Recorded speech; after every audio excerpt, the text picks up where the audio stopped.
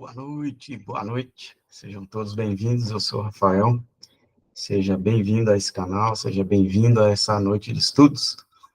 Então, hoje a gente está aqui mais uma vez reunido para trazer esse bate-papo, essa conversa gostosa sobre os estudos espirituais, né? E hoje vai ser o amor exagerado, o amor, as pessoas que amam demais, né? Tem até um material, uma literatura que fala as mulheres que amam demais, mas isso também se reflete nos homens. Então, isso serve para todos, não só para as mulheres, para todos, né?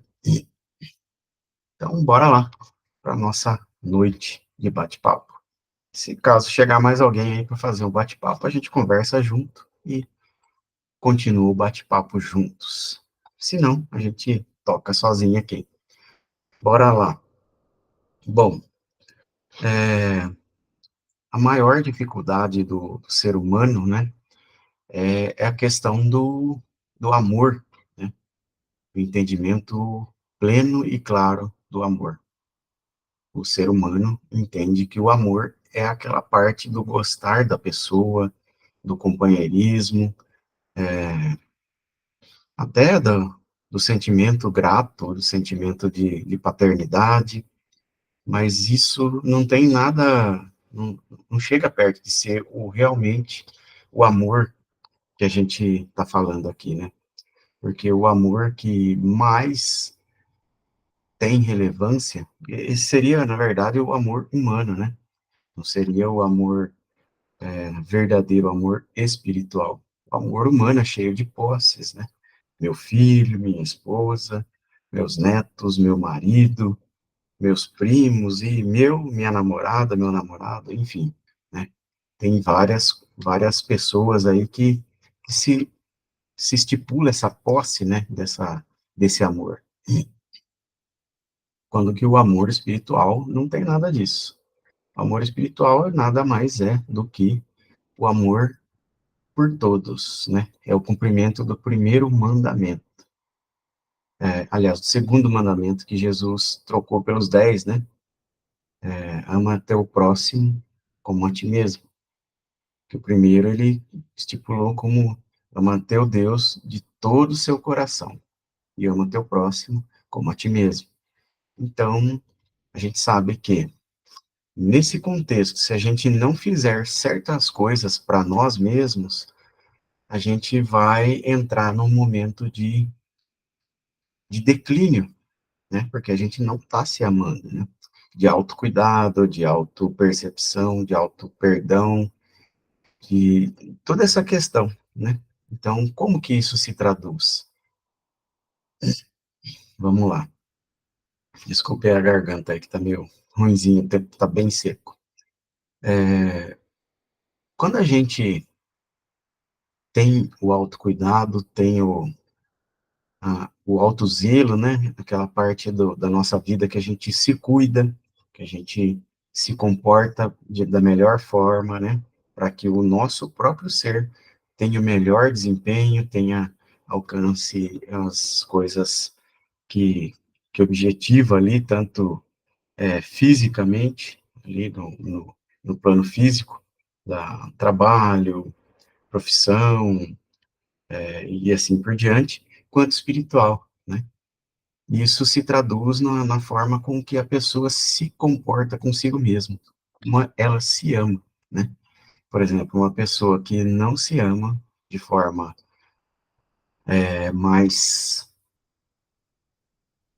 mais nítida, a gente percebe que a pessoa, ela se desgasta, ela se deteriora com muita facilidade, porque ela se apega muito facilmente a vícios, ela destrói o próprio corpo, né? Tudo isso é baseado nas crenças que cada um tem. Então, quando a gente olha para isso, a gente vê que a pessoa não tem o autocuidado. Ah, não vou me alimentar só com fast food, né? Só comendo pizza, só comendo bolo, só comendo lanche, cachorro-quente, essas coisas, né? Apesar de ter um gosto muito bom, isso não é muito vantajoso para o nosso sistema é, físico aqui para o nosso corpinho, né? Então, o corpo começa a acumular energia de forma de gordura, e nas veias, e assim por diante, e o corpo chega um momento que ele não aguenta, e ele começa a se desligar, né? Que é a famosa morte do corpo aí que o pessoal tanto teme, né? Então, essa questão fica muito clara. Assim, se a gente observar dessa forma, as pessoas, elas não têm esse autocuidado, esse amor próprio, esse amor que vai além de se dar um presente. Porque se dar um presente é uma coisa que qualquer um pode fazer. A gente compra um carro, a gente compra uma casa melhor, a gente compra, sei lá, um barco para passear, uma chácara até, né? Muitas pessoas fazem isso, mas isso não é auto-amor. Isso é presentear a si mesmo.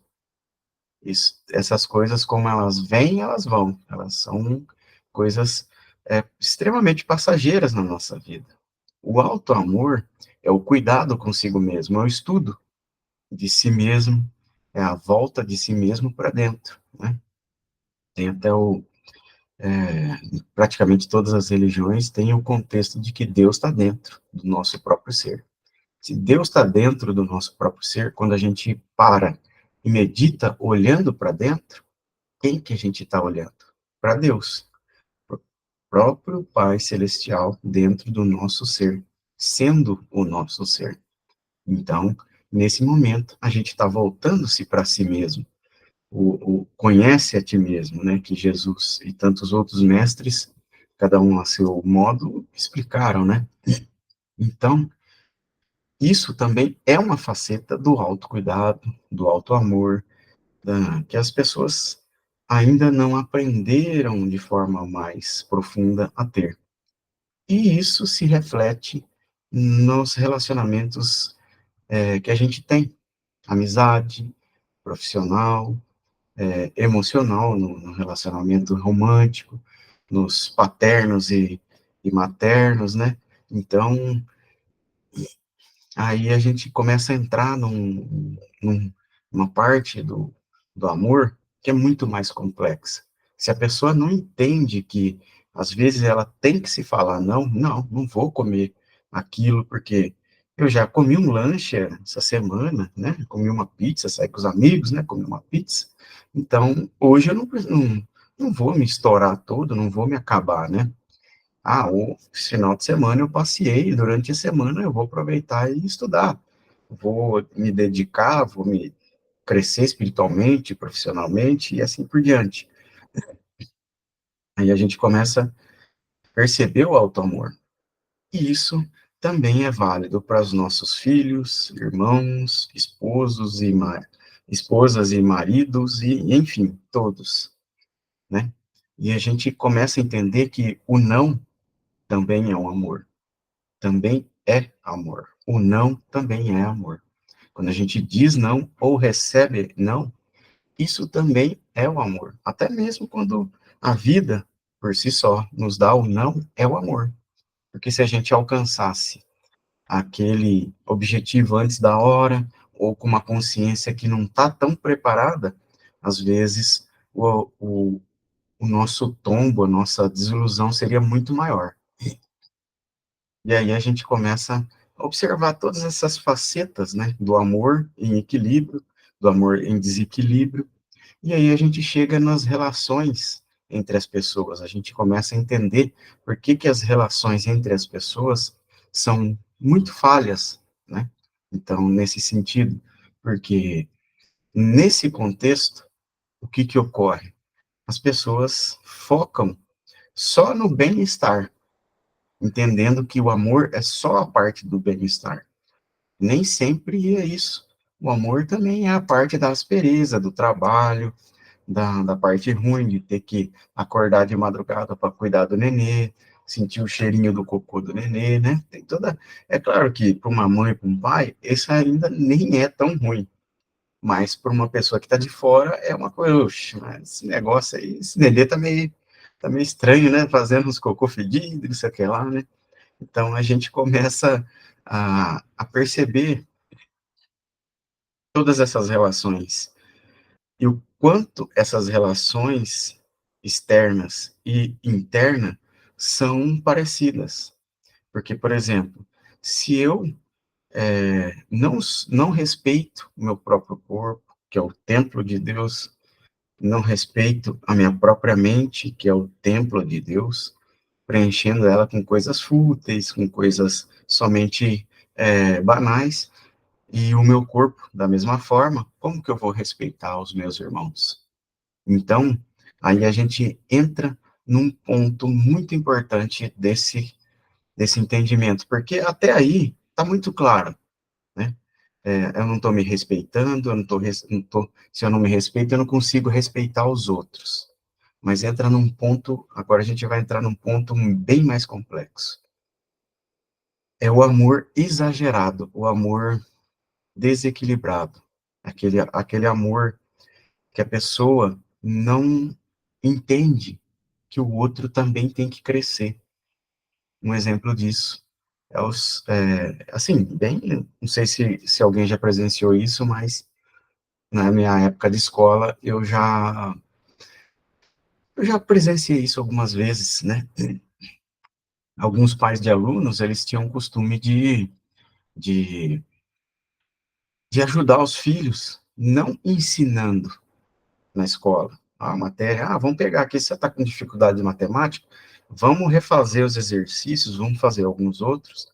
Não, eles faziam os exercícios pelo filho, achando que estavam ajudando. E quando o filho chegava na prova, não sabia fazer a prova, porque o pai que fez os exercícios, não ele, não o aluno. Aí está uma condição muito importante para a gente entender sobre o amor parental, conjugal, né? Todos esses amores, porque principalmente dos pais e os filhos. Um exemplo que a gente pode tomar aqui agora. Os pais têm o costume, depois de um certo tempo, ainda de entender que os filhos ainda são aquelas crianças ainda imaturas, que não têm a sua decisão para ser tomada. E aí eles tomam a frente. A crítica, às vezes, é muito pesada, não é uma crítica construtiva, se bem que, dependendo do ponto de vista, a crítica continua sendo uma crítica, né? É só um julgamento de que a pessoa está errada. E a gente já passou por muitas vezes, por muitos aprendizados de que o certo e o errado são só conceitos que a gente tem de certas coisas, né? E aí, tendo com base nisso, o que a gente começa a perceber? Os pais, as esposas, os maridos que tentam fazer tudo pelas pessoas que amam, pelos filhos ou o cônjuge, né? Eles exageram. E aí a gente vê aquele relato muitas e muitas e muitas vezes. Nossa, eu estou sendo tão amoroso, estou fazendo tudo por você e você ainda assim não entende, não é grato, é, ainda briga comigo e não sei o que lá, e não sei o que lá mais, né? A gente começa a perceber essa constância, porque às vezes a gente pode se discutir ali com o cônjuge, com os filhos, né? Mas não é uma questão constante. Quando você percebe que isso começa a ser constante, é porque o seu amor não está sendo suave, não está sendo aproveitado pela pessoa, não está sendo, realmente não está sendo amoroso com a pessoa. Você está passando dos limites com a pessoa. Porque, por exemplo, para um homem, acabou de casar, imagine essa situação. O rapaz acabou de casar, está trabalhando, tem a sua própria casa, tem o seu próprio trabalho, tem toda a sua renda, tem sua família, sua esposa ali nova, acabaram de ter um filho, chega a sogra ou a própria mãe e começa, não, porque não é assim que cuida de criança, porque não sei o que lá, e começa a criticar, e criticar, e criticar, e criticar, criticar. uma crítica atrás da outra, porque não é assim, porque não sei o que lá, que vocês não estão fazendo direito. Isso é só uma forma de ver, estou exagerando aqui, né? As críticas sempre são mais suaves, né? Principalmente quem critica não percebe que a crítica não é construtiva. Então, o que que é aquela pessoa que tá tendo ali, você está tirando daquele filho, daquele genro, daquela nora, o aprendizado de ser pai. Você está tentando impor o seu modo de criar e não permitindo que o seu filho, ou a sua nora, ou sua filha e o seu genro cresçam como pai. Por isso que, na maioria das vezes, cresçam como marido, como esposa, cresçam como relacionamento. Então, essa questão fica muito clara. E aí a gente percebe também. Mas tem também a parte mais sutil, que às vezes a gente tenta consertar, até mesmo de forma carinhosa, amorosa, e não dá certo. A pessoa fica irritada, fica ofendida. Por quê?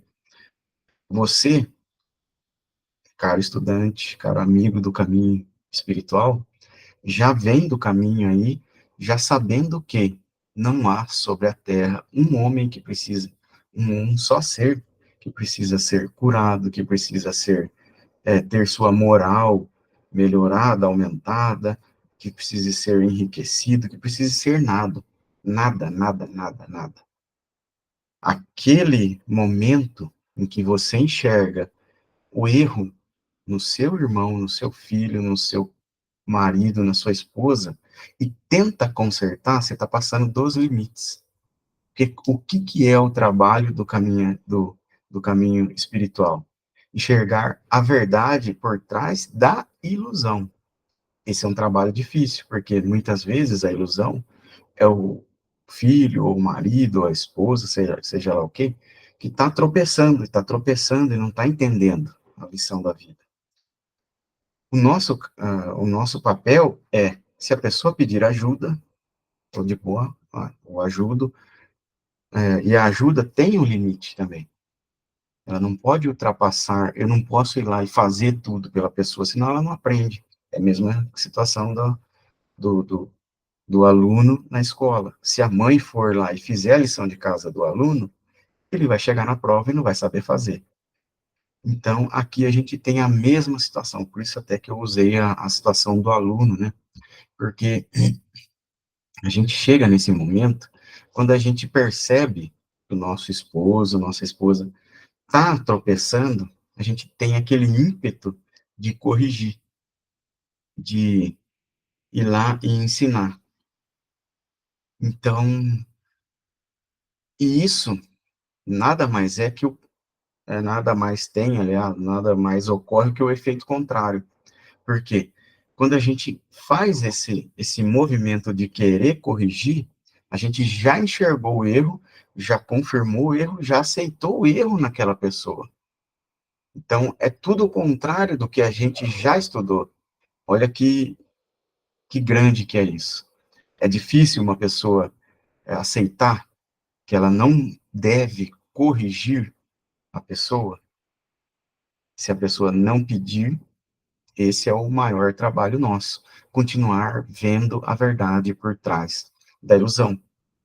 Então, por isso que, e o conceito humano é totalmente o contrário. Não, eu tenho que corrigir minha esposa, eu tenho que corrigir meu filho, eu tenho que. É claro que quando é uma criança que ainda não tem a responsabilidade, você ensina os limites e o que, que ocorre quando ultrapassa os limites.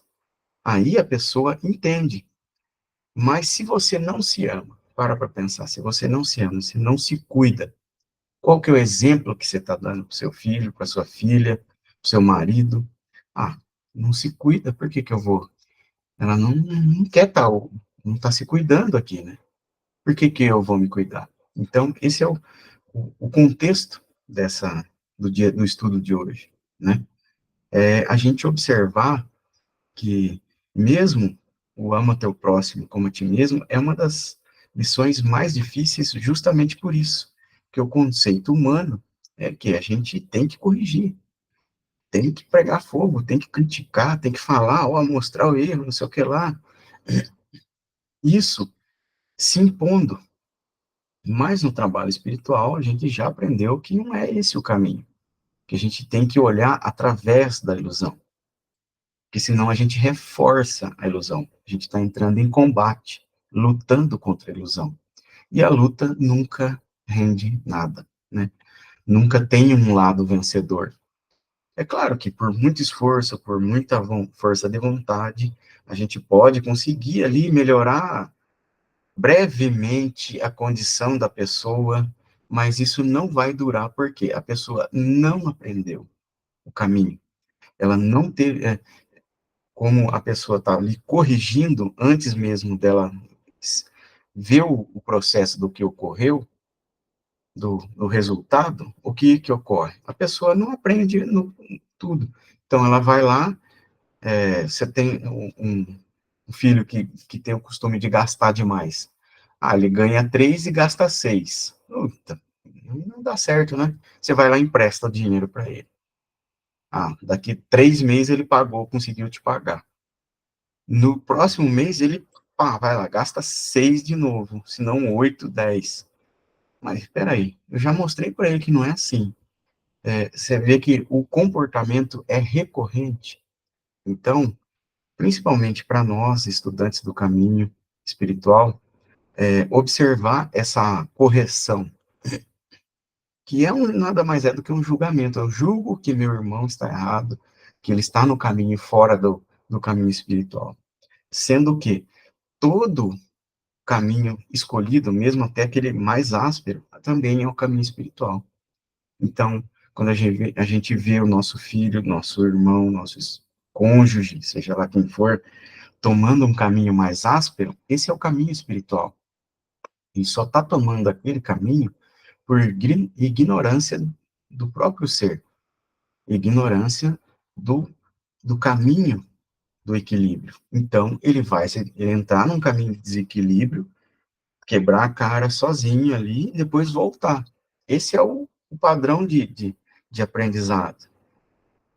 Então, a pessoa vai lá, por exemplo, no mesmo exemplo da pessoa que gasta demais, ela vai lá, usa todo o recurso dela a primeira vez. Quando o pai chega para ela, quando ela chega para o pai e fala, ou a mãe fala, ó, eu acabei gastando aí demais, né? Aí o pai fala, tá, beleza, vou te emprestar, mas essa vai ser a única vez. Você gastou demais, você tem que olhar suas contas, tem que cuidar disso para que não ocorra de novo, e da próxima vez não vai ter mais isso. Você já sabe a lição? Entendido? Perfeito? Acabou, não é uma crítica. Você mostrou que, ali, ó, ocorreu isso por causa disso, por causa daquilo. Perfeito. No próximo mês, a pessoa provavelmente vai errar de novo. E o que ocorre? O nosso maior trabalho é dar o não. Ah, e agora? Mas eu amo tanto meu filho, eu quero ver ele feliz. Então, mas o não também é o amor. Eu amo tanto a minha esposa, mas se eu não der aquele presente ou não, não fizer isso, eu acho que eu vou perder a minha esposa. Nossa, ou o meu marido. O não também é amor. O não é amor. Porque aí a pessoa errou. Ah, pá, peraí. O mês passado eu errei, eu tinha costa quente, agora eu errei de novo. Deixa eu lá pedir emprestado de novo. Chega lá, não. Mas como assim? Você não vai me ajudar? Não. Porque eu já expliquei para você o mês passado, isso, aquilo, por quê. Então, agora eu já tinha explicado que não tinha mais. Ah, mas você tem tanto dinheiro e não vai ajudar seu filho? Não. Eu já estou te ajudando. O não é te ajudar. Porque amanhã ou depois, quando eu não estiver aqui, todo esse dinheiro vai ser torrado com coisas fúteis. Porque o salário que você já tinha, já gastou com coisas fúteis e a mais do que podia. Então, quando o pai não tiver só de sobrar a herança, aí é que vai virar festa mesmo, né? Então, a gente vê muito esse comportamento. A mesma coisa é para a pessoa que está doente, infelizmente. Vocês devem ter percebido, né? Eu passei aí o último mês aí de bem parado, eu não consegui fazer muita coisa. Meu pai faleceu há um mês, exatamente um mês, né?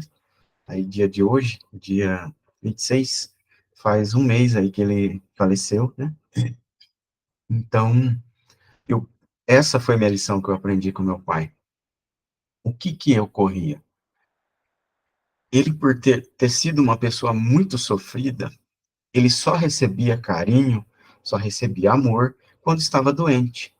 E o que que ele fez com a vida inteira dele?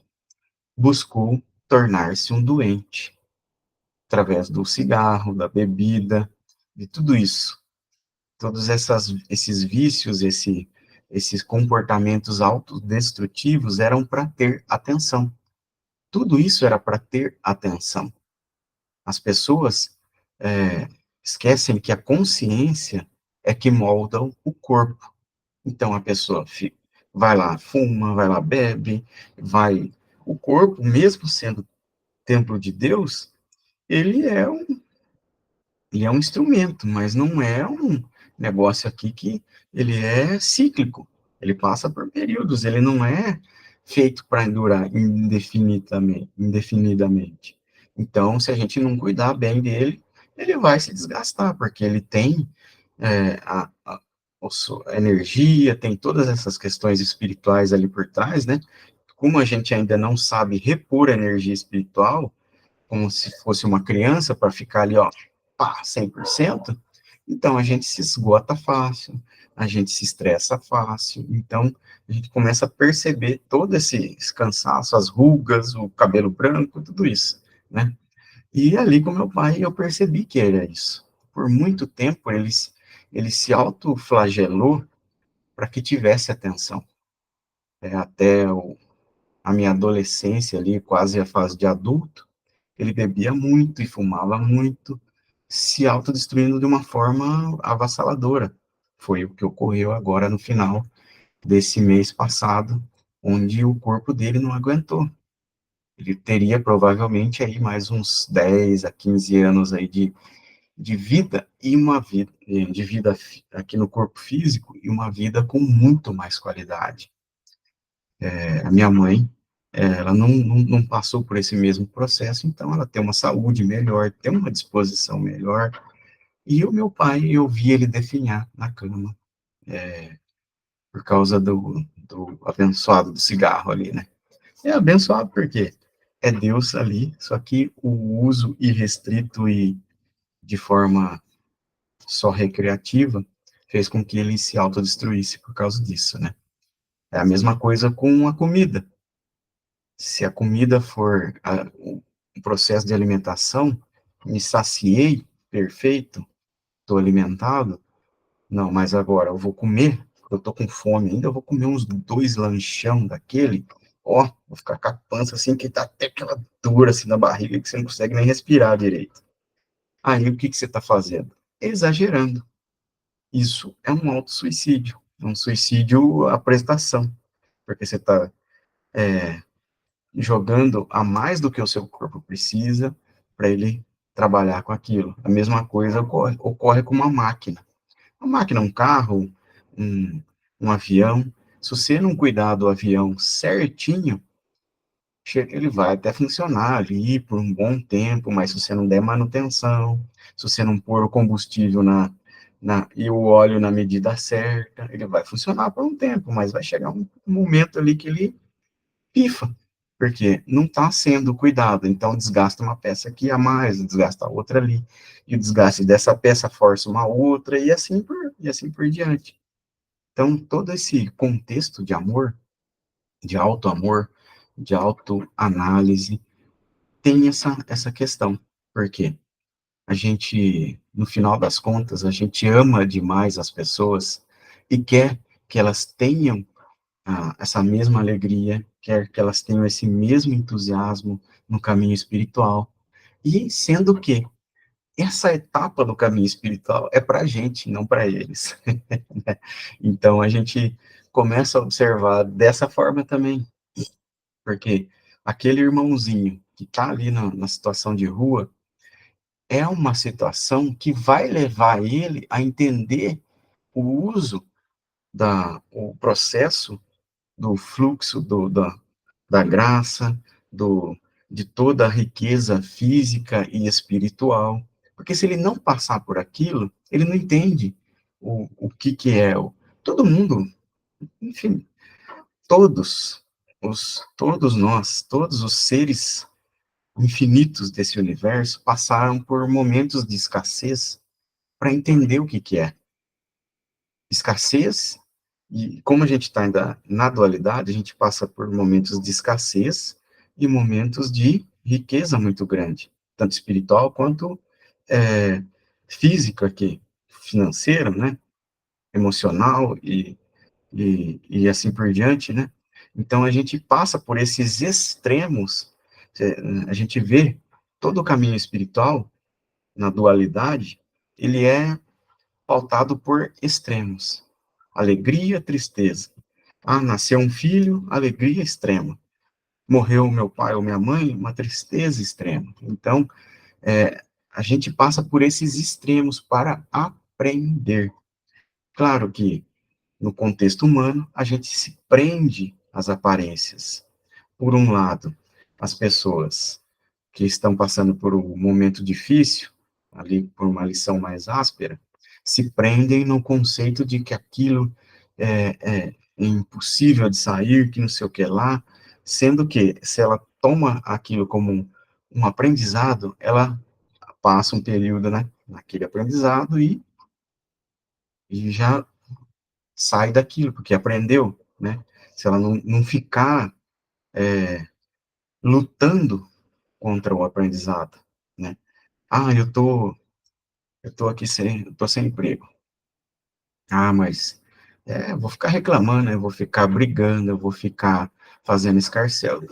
Tudo isso é luta. Você continua na escassez. Às vezes você pode até, por essa brigaiada toda, essa luta toda, conseguir melhorar momentaneamente a sua aparência na condição, mas isso não se reflete no aprendizado. Volta naquela mesma questão da, do, do filho que gastou demais um mês e o pai continua lá infinitamente ajudando. Enquanto o pai não falar não e o filho não quebrar a cara por si só e tiver que arcar com as consequências por si só de tudo que ele fez, ele não vai entender o processo, porque tem costa quente. Ah, eu posso fazer o que eu quiser, que não vai dar problema nenhum. Então, aí a gente começa a entender mais um pouquinho desse processo de amar demais, do amor ser desequilibrado.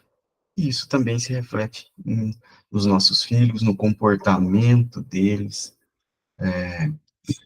na educação deles, principalmente, porque quando a gente percebe que a linguagem que a gente está usando não é entendida pelos nossos filhos, a gente muda a linguagem. Um exemplo disso se a gente for ali num presídio, por exemplo, sendo bem exagerado para ficar bem claro essa questão.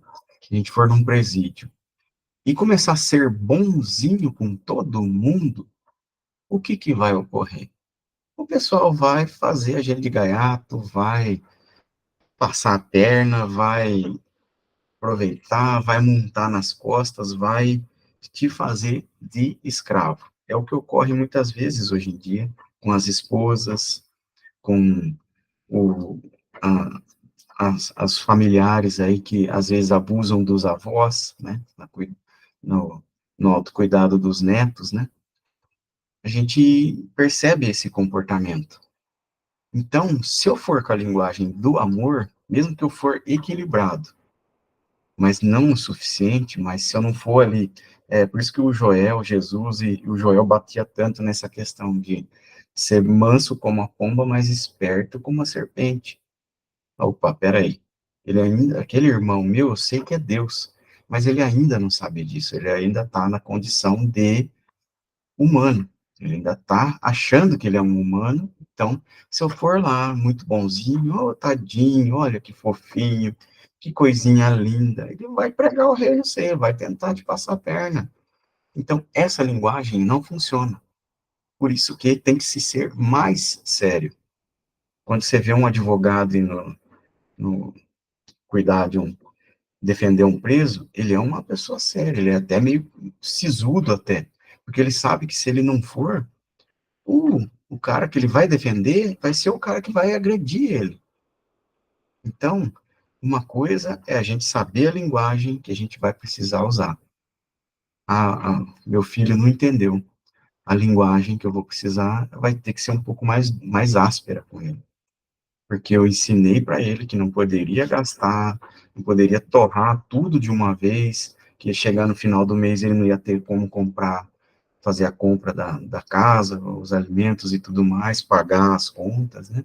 E agora eu tive que emprestar e falar para ele que não. No mês seguinte, ocorreu a mesma coisa. Ô, meu amigo, eu te amo, mas ainda não. Você vai ficar com a luz cortada, você vai ter que ir comer no restaurantinho ali do governo, pagando mais barato. Esquece aquela coisa ali, porque de ir em restaurante chique, esquece. Então, o que eu fazer? Ah, mas você tem dinheiro. A gente vai escutar isso muitas vezes. Você tem dinheiro, você tem disponibilidade para estar aqui, para vir me ajudar. Não, mas a responsabilidade não é minha. Você tem que aprender o seu caminho, a sua vida, as suas responsabilidades. A gente entendeu esse ponto aqui, do não também ser o amor. Agora entra aí também uma outra questão aí, que também tem grande parte na ilusão, né? É, essa parte é mais difícil de desapegar, porque principalmente quando a gente tem ali, que nem na minha situação tinha o meu pai, ele era uma doença crônica, ele já não tinha mais o que fazer, não tinha mais para onde correr, o corpo dele não ia mais se recuperar, a não ser que eu tivesse a mesma capacidade de Joel, de Jesus ali, já tivesse tão liberto, né? A capacidade tem, só não estava liberta a minha consciência o suficiente para entender a profundidade da verdade ali que por trás de tudo isso. Por isso que eu nunca fui um curador. Então, é, a gente vai ali, a gente vai ajudar a pessoa na situação dela, pode ajudar, deve ajudar, mas a gente tem que se preservar nesse meio tempo. Por quê? Porque o que ocorre, o que ocorreu comigo também, muitas vezes, não só com meu pai, é que a pessoa se descuida porque sabe que tem alguém cuidando. Mas é deficiente físico, deficiente mental. Não, não, esquece, esquece. Mas ainda assim tem o dever de fazer por si mesmo o mínimo, que é possível. Você ainda tem um braço? Ó, o braço dá para se limpar, dá para se esfregar, dá para se tomar um banho, dá para limpar uma casa, dá para você fazer alguma coisa. Você é cego? Mas os cegos hoje em dia vivem como uma pessoa normal.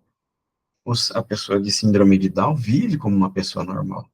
O que ocorria, o exemplo, até voltando no exemplo do meu pai, por muitas vezes, ele não se alimentava, ele não se hidratava, ele não se limpava, ele não tinha o mínimo de cuidado consigo mesmo.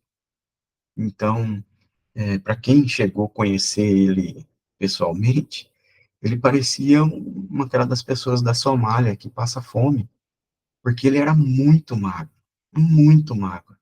Ele só comia as comidas que ele gostava e quando ele estava afim. Não, mas você tem que comer, você tem que se alimentar para o seu corpo ter energia para você se recuperar, para você ter uma sobrevida mais, uma qualidade maior. Nem isso ele não fazia por si mesmo.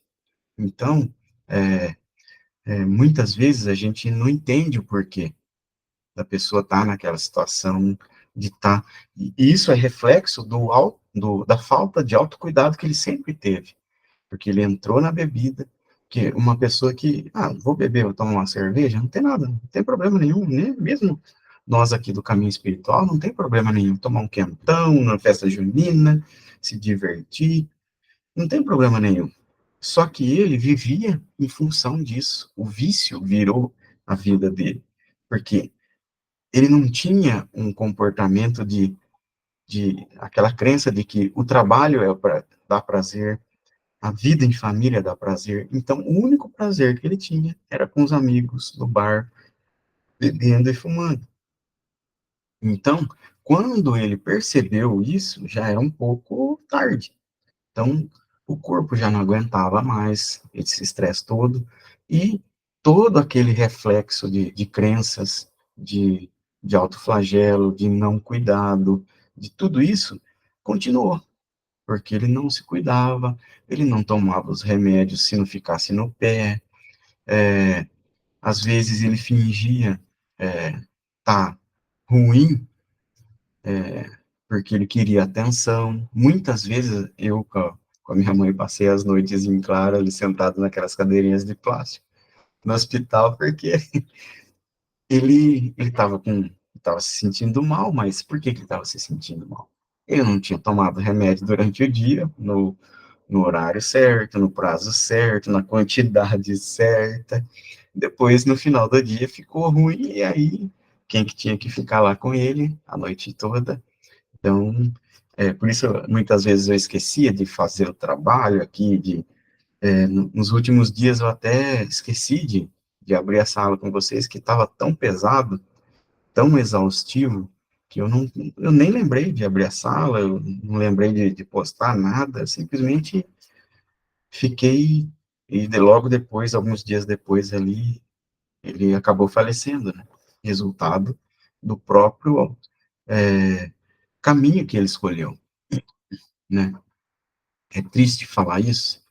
É triste, mas é o caminho que ele escolheu para que ele entenda. Se ele não fizesse agora esse caminho, não trilhasse agora esse caminho de aspereza, amanhã o caminho de aspereza dele ia ser muito mais profundo. Esse é um ponto que a maioria dos pais e cônjuges e nos relacionamentos em geral não entende. Quando você exagera nesse amor, a pessoa, em cuidado e fazer pela pessoa, minha esposa gastou demais o cartão de crédito, agora eu tenho que pagar as contas para ela também, as minhas, dela e a da casa, né? Não, mas, e você continua lá, continua lá, continua lá, ela vai levar os dois pro buraco, ela vai levar os dois pro buraco, não, é o seu nome que está lá, é você que vai ter que pagar, não vou te dar mais dinheiro por causa disso, não vou mais, não vou mais te amar. Amor não tem nada a ver com isso, com dinheiro, não tem nada a ver com, com isso aí que você está achando. Quer ir embora? Vai.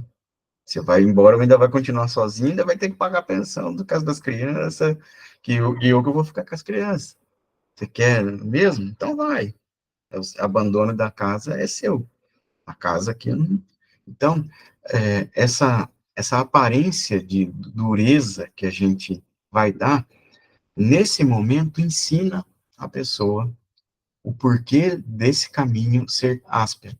Se a gente continuar dando respaldo e apoio para esse comportamento de amor sem equilíbrio, o que ocorre? Vai apoiando, criando, reforçando aquela crença de que não dá problema, de que não tem importância nenhuma, que isso aí tá tudo bem, que não sei o que, ela vai reforçando, reforçando, reforçando, e quando a pessoa se dá por si, na hora que ela precisa sair, é muito mais difícil. É muito mais difícil, porque daí ela vai estar sozinha, porque ela já destruiu todos os relacionamentos dela, ela vai estar sozinha, desamparada, e todo mundo metendo pau nela. Então, isso serve para todos os contextos, de saúde, você vai ajudar na saúde? A pessoa tem que fazer o mínimo por ela. Ela tem síndrome de Down. Não, mas espera aí. Aqui na minha cidade mesmo, tem casais de síndrome de Down, um casal, os dois, tem filho, cuida dos filhos, cuida da vida, faz tudo sozinho, e você olha para eles, Você não dá um centavo. Ah, isso aí, esses dois aí não atravessam nem a rua, se você olhar, do contexto humano. Mas eles são um casal normalzinho, com os outros. Educaram os filhos, ajudaram, cresceram, cuidam de si mesmos. Então, o que que foi? O acompanhamento ali. Ó, você tem que fazer isso, você tem que fazer isso. Não quer fazer? Tá, o resultado é seu, não meu. Eu não vou te dar respaldo no seu problema enquanto você não quer fazer a sua parte. É difícil? É difícil. É pesado, porque na maioria das vezes, no contexto humano, e isso o auto-julgamento vai pegar muito forte, é de que a gente está sendo rude, está sendo ruim com a pessoa, não está querendo ajudar, mas do ponto de vista espiritual, a gente está sendo a lição que a pessoa precisa, o não que ela precisa. E muitas vezes, esse não também serve para a gente, porque se a gente não der esse não, ah, não posso. Ah, porque você não está fazendo nada mais? É justamente por isso, eu não posso. Agora eu estou descansando, o meu corpo físico não aguenta esse ritmo. Então, se daqui 2 dias eu estiver bem, eu te ajudo a fazer faxina, fazer isso, fazer aquilo. Agora, não dá, não tem como. Ah, mas minha casa está inteira suja e eu não consigo. Ah, então. Mas se você não consegue fazer nesse ritmo, você não devia sujar nesse ritmo.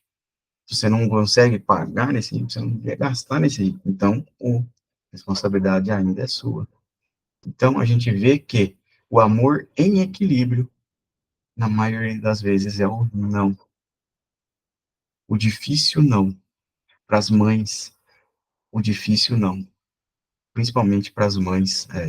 O pai ainda, que o pai ainda tem aquela educação mais sisuda, né? Principalmente os pais mais velhos, né? E os pais mais novos, hoje em dia, têm muito essa questão de ser muito liberais em tudo, ser muito fofinhos em tudo, não sendo firmes. Não quer dizer que a gente vai ser rude, vai ser mal com a criança, vai espancar a criança. Ser firme, não, o não, não vou. Ah, meu sobrinho precisou de ajuda, eu largo tudo, vou lá na casa dele ajudar a esposa, ele, a esposa. Não, não, não, peraí. Vamos lá, vamos organizar aqui. Vamos ver o que que dá para ser feito.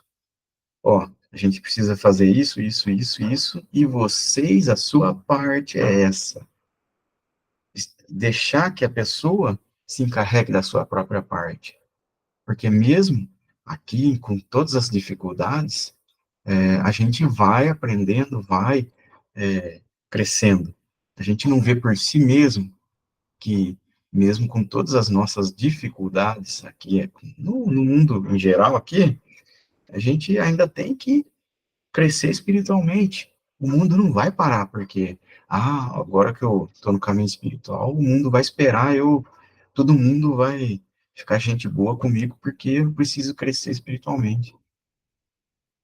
Lê do engano, meu amigo. Agora que você está no caminho espiritual, é que vai vir todas aquelas questões à tona. E o pessoal do grupo já está vendo isso, né?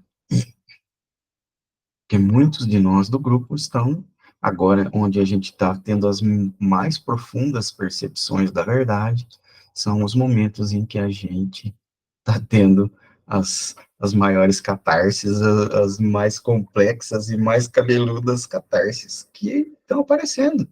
Porque, você já está na faculdade e agora você consegue fazer muito mais. Então, o amor em equilíbrio, pessoal, olhem para si mesmo, o amor em equilíbrio. Quantas vezes você teve que dizer não para si mesmo, para que você chegasse aqui, estivesse bem, estivesse equilibrado, estivesse harmônico consigo mesmo. Então, para a pessoa que você ama, fale não, tenha coragem de falar não, não vou, não posso, não quero. Seja sincero, não quero fazer. Se é uma coisa, eu preciso que você faça tal coisa ali, eu não consigo fazer, você pode fazer para mim? Eu não quero. Eu posso te ensinar a fazer, mas eu não quero fazer isso, não. Seja sincero, não está afim de fazer, isso não é pecado. Eu só não estou afim de fazer, isso não é pecado. É o autocuidado, é o seu corpo gritando, ó, não vai se estrepar lá, você está exagerando, porque você está cansado, descansa um pouco. A gente dá muita importância para o que os outros vão pensar. É ainda uma das crenças ainda mais difíceis de se tirar. Por quê? Ah, mas eu não vou ajudar meu filho. Nossa, mas ele é meu filho. Ainda, nisso ainda está incutida essa crença do que ele vai pensar de mim se eu não ajudar, se eu não for um pai que presente. Mas os filhos mais bem educados são aqueles que mais recebem os não.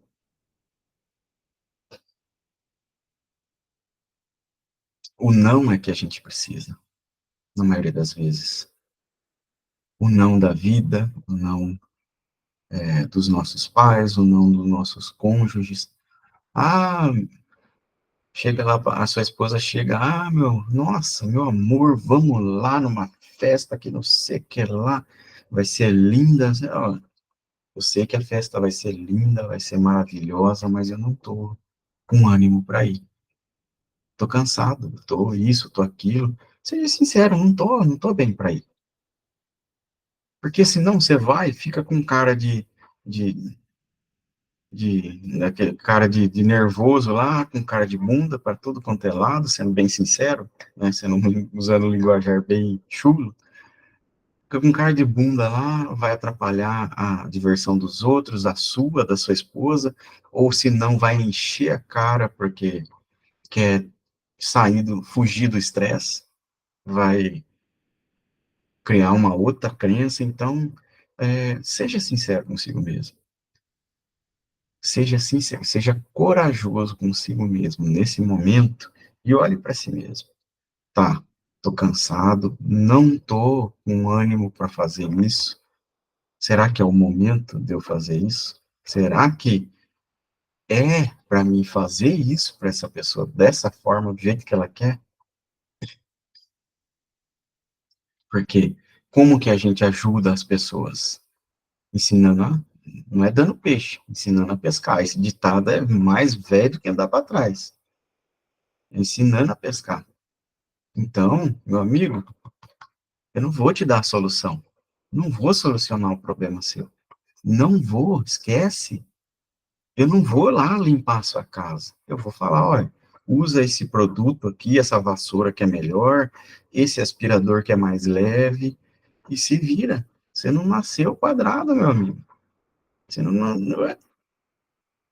tá repleto de pessoas na internet que estão em situações complicadíssimas e mesmo assim se viram, dão seu jeito, dão seus pulos no linguajar aí popular, né? Se vira. Porque quando a gente joga a responsabilidade para a pessoa, mesmo até quando é essa aparência de saúde, porque, porque o que a gente tem que é dar à pessoa a responsabilidade, não é sua. A sua responsabilidade você já tem com o seu corpo, com a sua consciência e tudo mais. Se você, e isso eu vou ser bem claro, alguns até já sabem. Quando a gente tenta carregar a cruz do outro, ela se torna nossa. Esse fardo se torna nosso. O que que você está fazendo ao carregar a cruz do outro? Não permitindo que ele aprenda com os próprios erros, com o próprio caminho, com a própria, com a própria vida que ele escolheu ter. Você não está permitindo ele fazer essa parte de si mesmo. Então, meu amigo, permita que o seu irmão, que o seu filho, sobrinho, tio, é, arque com as consequências do erro. Vai doer no seu coração? É óbvio que vai doer. Você vê seu filho, sua esposa, poxa, lá de cabelo em pé porque tá com problema? Tá, mas você se colocou nesse problema. Eu posso te ajudar indicando o caminho, aqui, piriri, parará, mas resolver o problema para você, não. principalmente quando é cônjuge e filho, ou muito próximo ali, porque isso cria a crença de que pode continuar agindo da mesma forma. Ah, a pessoa tem um problema lá, tem uma dificuldade lá, física ou mental, e não consegue. E na hora que você morrer, ela vai ter que se virar, porque você está fazendo tudo. E aí, como é que vai ser a situação dessa pessoa que na hora que você não tiver mais lá, ou que você adoecer, essa pessoa vai estar numa situação muito mais complicada. Para pensar nisso. Para pensar nisso. Essa pessoa vai estar numa situação muito mais complicada. Se você não corrigir agora, se não agora, quando? Na hora que ela estiver desamparada, sem ninguém, tido errado com muito mais gente, e aí não vai ter ninguém para estender a mão, vai ser muito mais difícil, porque ninguém vai confiar, porque você respaldou o erro para que o erro se resvalasse em muito mais pessoas. Então, o não é muito importante. É muito importante o não. Para os filhos, para todo mundo. Principalmente para o cônjuge. Ah, meu bem, faz uma jantinha boa. Não, estou cansado, cheguei do trabalho agora, estou cansada, você não me ajudou a limpar a casa, que precisava limpar a casa, e você ainda quer jantinha? Ah, ah, eu vou descansar. Eu vou fazer uma minha marmitinha e você faz a sua. O não. Não precisa ser rude, não precisa ser grosseiro nem nada, né? Mas você faz a sua. Eu faço a minha parte, você faz a sua. Não tem meio termo. Já não é mais o marido coronel que era antigamente. Agora você é o marido que tem a responsabilidade, que tem que arcar com a sua responsabilidade. Opa, chegou mais cedo do que a esposa, vai limpando a casa aí, busca as crianças, esquenta a janta, arruma a cama, sei lá, vai o que vai fazendo, põe a roupa na máquina, porque não é você que lava, é a máquina, é só pôr a roupa lá certinha, pôr os trecos lá dentro e a máquina, ó, se vira, não tem mais essa. Então, que fique bem claro para nós. Vai ser difícil? Vai ser difícil, principalmente quando o relacionamento é mais longo e já tem esse vício maior, seja um relacionamento de amizade, profissional, o, o vício tem que ser quebrado. Aos pouquinhos, vai aos pouquinhos, olha, não vou fazer, não estou bem para fazer, faça você, por favor. O chefe insuportável, olha, você me perdoe, mas até aqui eu estou fazendo, mas por favor, me respeite, não é assim que eu gosto de ser tratado, eu estou aqui para não para prejudicar você, mas para trabalhar com você, para colaborar que todo mundo possa receber o salário e tudo mais, né? É a mesma coisa para o filho, olha, eu estou aqui para te educar, não para te punir. Isso não é punição, eu falar não para você. Não é punição, porque punição é uma outra coisa que a pessoa se dá quando ela não aceita o ensinamento que ela está. Por isso que sofre. Ela não entende, não aceita, não quer, aí continua no mesmo comportamento, no mesmo ambiente à sua volta, nos mesmos erros, nos mesmos pontos ali de fracasso e de erro e tudo mais. Então, pessoal, olhem para si mesmo hoje, para as pessoas que estão abusando da sua boa vontade, que estão abusando, e você abusando da boa vontade das pessoas também, porque a gente não é fácil. Eu já me peguei fazendo isso muitas vezes, sendo um filho abusivo, sendo um namorado abusivo, que não abusar assim de agredir, mas de ser folgado mesmo, deixa lá, que ela é mulher, deixa que faz, né? Eu já me peguei fazendo isso. Então, não é só olhar para o outro. Olhe para si mesmo agora, olhe, porque se a pessoa está se irritando contigo, é porque você não tá respeitando os limites da pessoa. Olha para isso. Você está enxergando, está insistindo em enxergar uma coisa que não é. Você vai. O seu filho está ali. Você está incomodado porque seu filho toma uma cerveja no final de semana. Ah, ele vai virar um bêbado, vai vir, nossa, olha o que você tá, olha a crença que você tá, ou o julgamento que você tá colocando em cima dele. Esse julgamento faz com que ele beba cada vez mais, porque ele chega lá, é julgado, é criticado, é isso, é aquilo.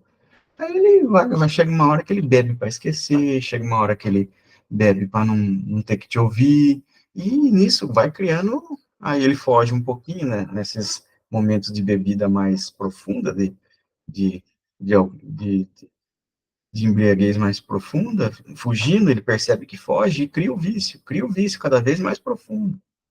Então, a gente percebe que o comportamento nosso é mais importante do que o julgamento, porque se eu me comporto como eu quero que meus filhos se comportem, eles vão se comportar daquela mesma forma.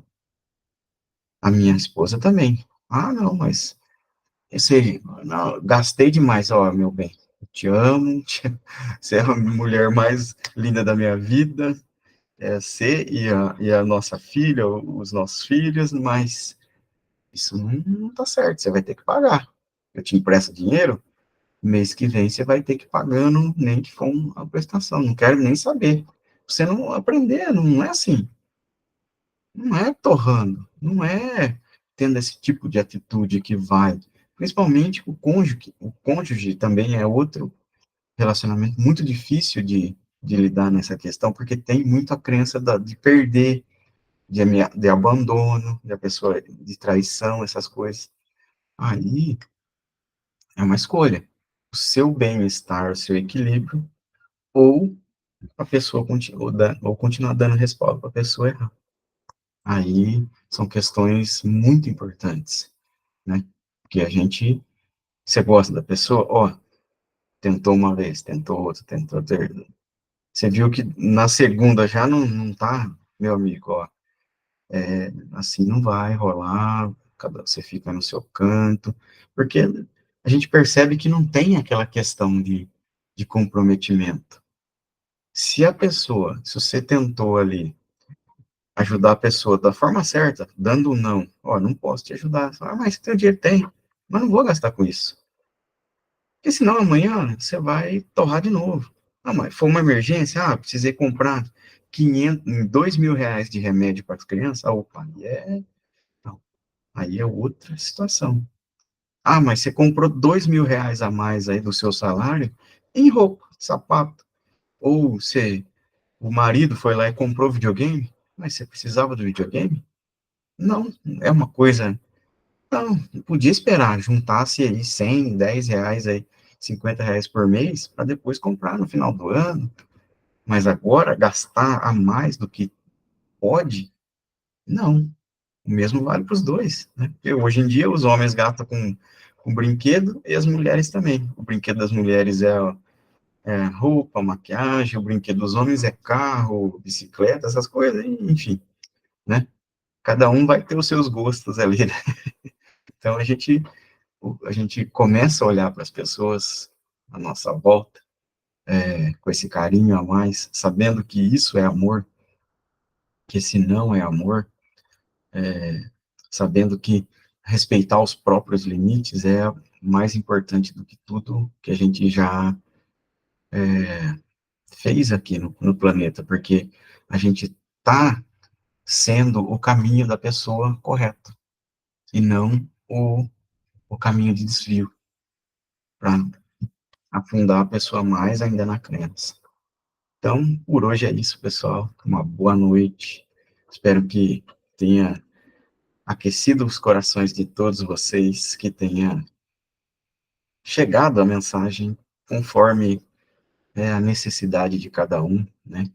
Eu sei que muitos têm filhos, muitos têm cônjuges difíceis de se lidar, né? Então, que esse amor que a gente possa expressar seja um pouco mais equilibrado, que a gente medite sobre isso, a gente mergulhe nessa verdade do amor equilibrado para ser realmente esse amor equilibrado em expressão, tá bom? Então, beijão no coração de todos vocês e uma ótima noite ou dia, dependendo do horário que você estiver assistindo. Tchau, tchau.